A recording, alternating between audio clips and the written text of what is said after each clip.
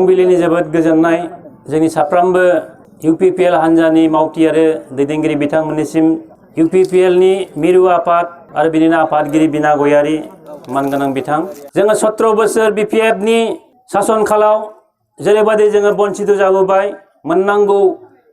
बखराफोरनिफ्राय जोङो नासय जाबाय दा बेनिखायनो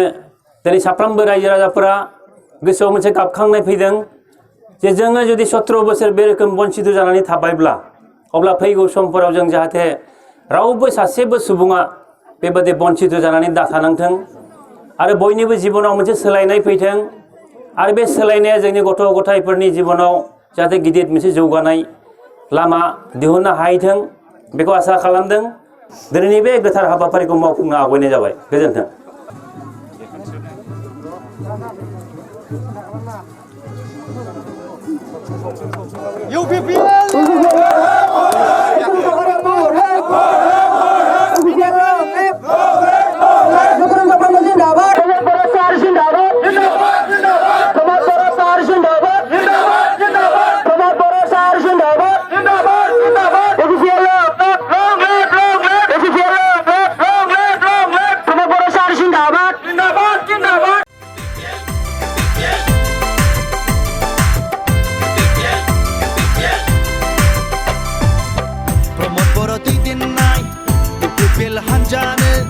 Promote boro दैदेननाय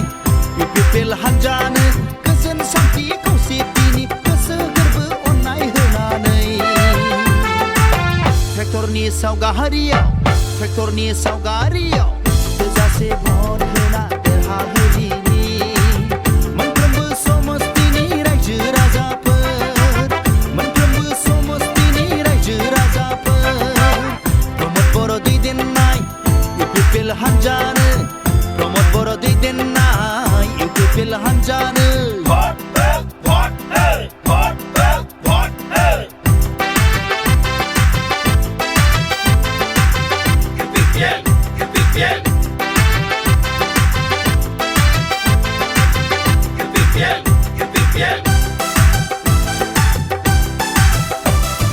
हारि थांनाय थैनायनि बाथ्रा दंसै हारिखौ रैखाथि होनायनि गोनांथि दंसै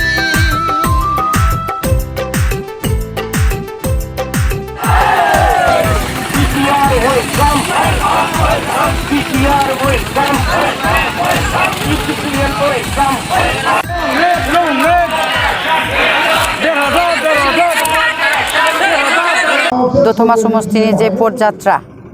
बे पदयात्रायाव दिनै जे मोनब्रै प्राइमारिखौल' लानानै जिबायदि सुबुं गौमा जादों